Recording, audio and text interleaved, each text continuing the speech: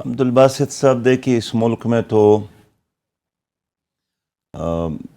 Martial law اور emergency اور جرنیلوں کی حکومتوں کا تجربہ تو ہوا ہے، اور ایک بار نہیں بار بار ہوا ہے۔ ایوب خان کی شکل میں، ضیاء الحق کی شکل میں، یحییٰ خان کی شکل میں، پرویز مشرف کی شکل میں، وغیرہ وغیرہ۔ اور اس کے بعد جو غیر فوجی حکومتیں آئی ہیں وہ بھی تقریباً سب کے سب وہی ہیں، وہ پی ٹی آئی کی شکل میں ہوں، پیپلز پارٹی کی شکل میں ہوں، یا مسلم لیگ کی شکل میں ہوں،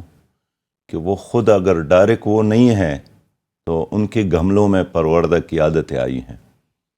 اور یہی وجہ ہے کہ آج تک وہ حقیقی جمہوریت ہماری قوم کو نصیب نہیں ہوئی جس کا کنسپٹ موجود ہے یا دنیا میں ہم دیکھ رہے ہیں۔ اس وقت بھی ہمارا موقف یہی ہے کہ موجودہ حالات اگرچہ بہت زیادہ خراب ہے، لیکن خراب حالات سے نکلنے کا ایک ہی راستہ ہے کہ عوام کو اختیار دیا جائے۔ اور ماضی میں جب پی ٹی آئی نے زور دیا پنجاب میں الیکشن اور بعد میں خیبر پختونخوا میں الیکشن، اس کے بعد جنرل الیکشن، تو ہم نے اس لیے مخالفت کی اور اس کو راضی کرنے کی کوشش کی، اور بعد میں ہماری 3 تجاویز میں سے 2 پر اتفاق بھی ہو گیا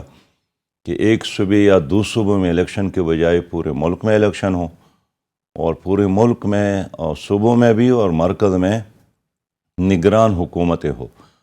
البتہ ڈیٹ کے بارے میں اتفاق نہیں ہوا، اور میرا اپنا یہ خیال تھا کہ اگر وہ سلسلہ چلتا رہتا تو ڈیٹ پر بھی ایک اتفاق ہونا ممکن تھا۔ اور اب بھی ہم سمجھتے ہیں کہ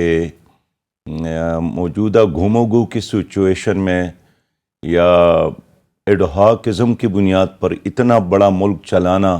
یہ تباہی اور بربادی ہے۔ عوام کو اختیار دیا جائے تو کہ وہ اپنے لیے مستقبل کی قیادت کا انتخاب کرے۔ اس ضمن میں آپ کوئی کوششیں کر رہے ہیں کہ کسی تاریخ پہ اتفاق ہو جائے؟ یقیناً، ویسے تو ابتدا میں میرا یہ خیال تھا کہ 14 اگست 1947 کو پاکستان بنا ہے، اور یہ انسانی تاریخ میں ایک بہت بڑا معجزہ تھا۔ تو میں چاہتا تھا کہ 14 اگست 2023 کو ایک بار پھر قوم کو فیصلے کے اختیار دیا جائے، اور میں دونوں جانب اسی طرف لانا چاہتا تھا، لیکن درمیان میں کچھ واقعات ایسے ہو گئے جس کے نتیجے میں ہماری وہ کوشش اس وقت تک کامیاب نہیں ہو سکی۔ لیکن اب بھی میں چاہتا ہوں کہ ہم الیکشن ہی پر اتفاق کر لیں اور ڈیٹ پر متفق ہو۔ یعنی کو آپ کو لگتا ہے کہ اکتوبر 8 تک بھی کوئی الیکشنز ہو جائیں گے یا نہیں؟ اس سے بیونڈ بات چلی جائے گی؟